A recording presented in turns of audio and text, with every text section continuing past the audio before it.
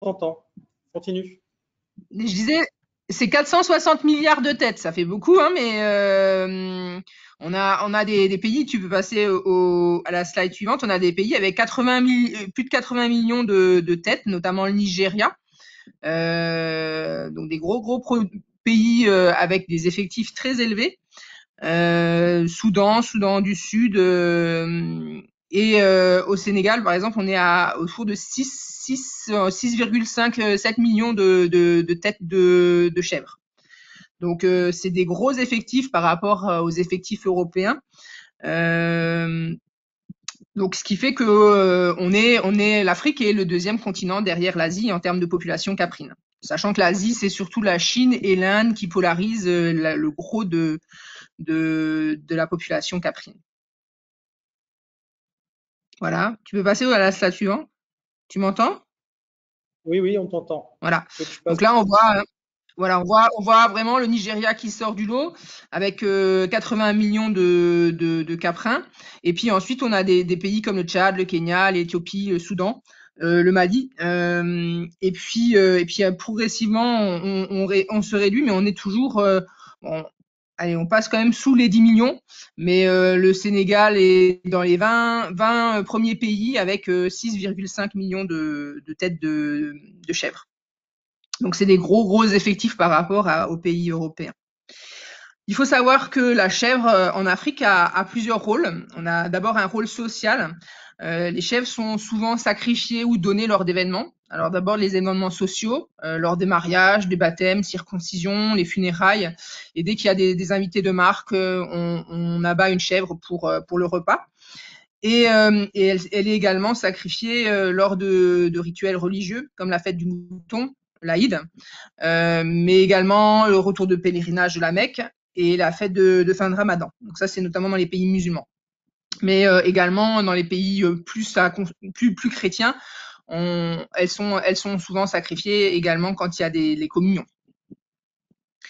Le deuxième rôle social que la chèvre a, j'ai pas fini, je reviens en arrière, voilà, c'est le développement du système de confiage. Alors, le système de confiage, c'est un système qui est assez ancien, qui se décline selon les pays de différentes manières. Et c'est en fait quand une personne confie une chèvre à une autre personne. Cette personne est chargée de l'élever et va prélever une partie des petits et redonner une partie des petits à la personne propriétaire en fait de l'animal.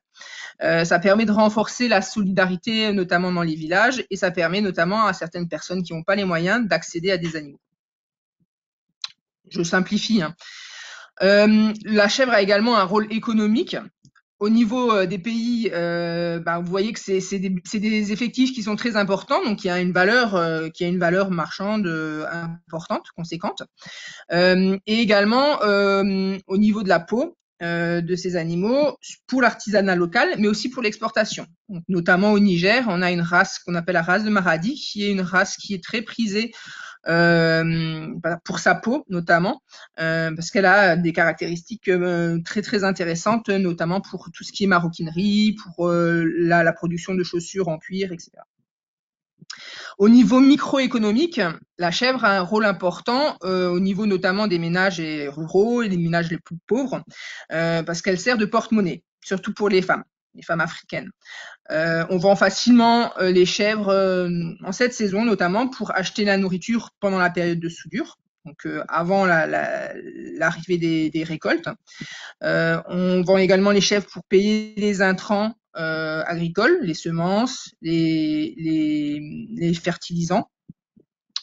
Et puis dès qu'il y a un problème de santé, on vend une chèvre pour faire face à ces frais et également pour payer la fourniture scolaire des enfants. C'est également un rôle de sécurisation dans les familles, notamment lors des passages difficiles. Et ça a été au Sénégal, en tout cas, le cas, notamment lors du confinement qui a été mis en place pendant le Covid, où beaucoup d'éleveurs ont vendu des chèvres pour faire face à la perte économique qu'ils avaient liée au confinement. Et le troisième point qui est pas toujours fréquent dans tous les pays, mais le fumier caprin est utilisé pour fertiliser les sols. C'est le cas notamment dans le sud du Sénégal, la Casamance utilise beaucoup les fumiers caprins. Et troisième rôle, c'est le rôle nutritionnel.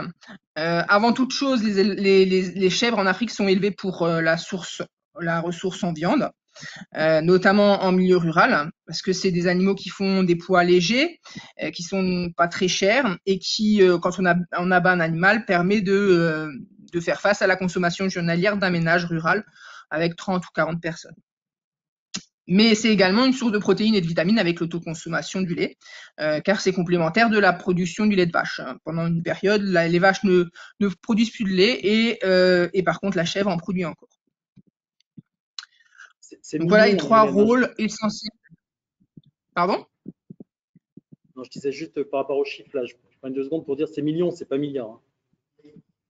Vas-y, continue. Ouais, ok.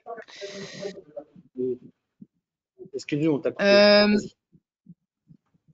Alors, au niveau de la production de viande, je disais que c'est la principale source au niveau des animaux.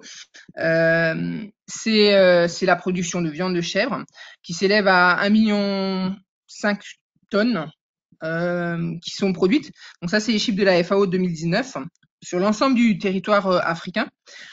Et en termes de peau, on est à 264 000 tonnes à peu près de peau de chèvre produite.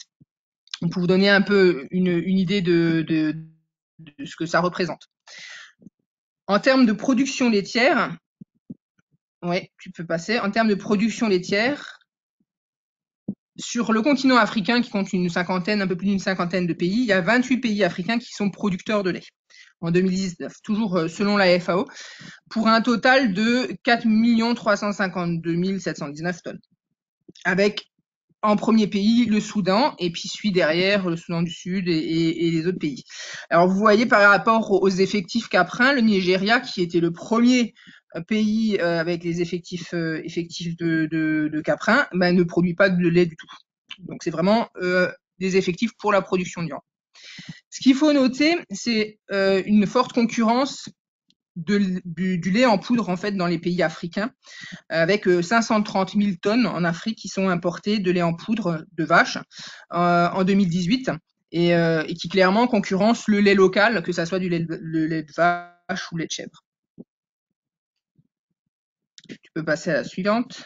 En termes de production de fromage, il n'y a que 5 pays africains, toujours selon la FAO, en 2018, qui produisent du fromage à hauteur de 248 000 tonnes. C'est pas forcément les pays qui ont le plus de chèvres. Le Maroc est dans les 20 premiers, mais c'est la Tunisie, par exemple, n'a pas beaucoup de chèvres et par contre produit quand même 1000 tonnes de fromage de chèvre.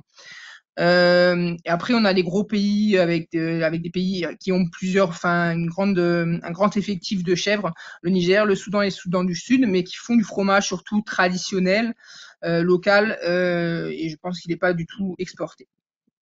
Le Sénégal n'y figure pas parce que c'est vraiment des volumes très petits, on verra plus tard. Tu peux peut-être nous dire en termes de culture. Voilà, rapidement.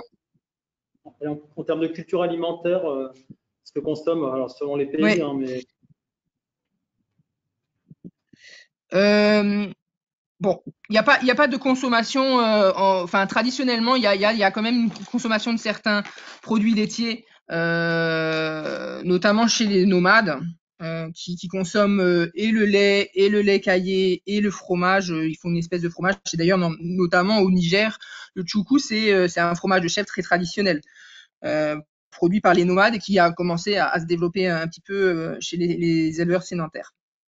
Donc, mais c'est vrai que par exemple au Sénégal, il n'y a pas forcément une grande habitude culinaire de la consommation du fromage de chèvre tout court même d'ailleurs. Alors juste pour quand même camper le décor par rapport au système d'élevage caprin, on a deux types de systèmes. On a les systèmes traditionnels et les systèmes modernes. Les plus nombreux, c'est les systèmes traditionnels, avec un système transhumant. Donc, c'est vraiment des éleveurs nomades. C'est surtout en zone aride et semi-aride, avec des troupeaux mixtes.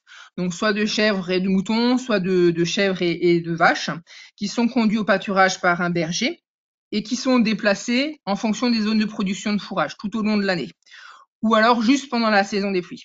C'est-à-dire qu'on a vraiment des nomades toute l'année qui bougent, qui sont itinérants, et d'autres qui ne transhument qu'une partie de l'année et qui, le reste de l'année, sont fixes.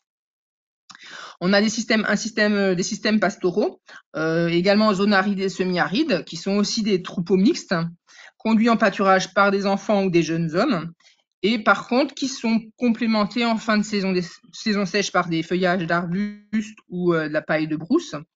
Par contre, c'est vrai que les chèvres sont souvent exclus de cette complémentation parce qu'on les considère comme assez débrouillardes et que elles se débrouillent pour trouver ce qu'il faut, même quand il n'y a plus grand-chose dans la nature. L'autre système, c'est système agropastoral. Donc là, on est plutôt en zone semi-aride ou subhumide. C'est la divagation des animaux sur les parcours et les résidus de récolte en saison sèche, avec une complémentation faible en quantité par des restes de repas ou éventuellement quand les éleveurs font des stocks de fourrage, par des stocks de fourrage. Les chèvres non plus sont pas toujours concernées par cette complémentation. Pendant la saison des pluies, les chèvres sont soit mises au piquet en bordure des villages, soit elles sont emmenées au pâturage. C'est des pâturages collectifs dans un village par les jeunes enfants.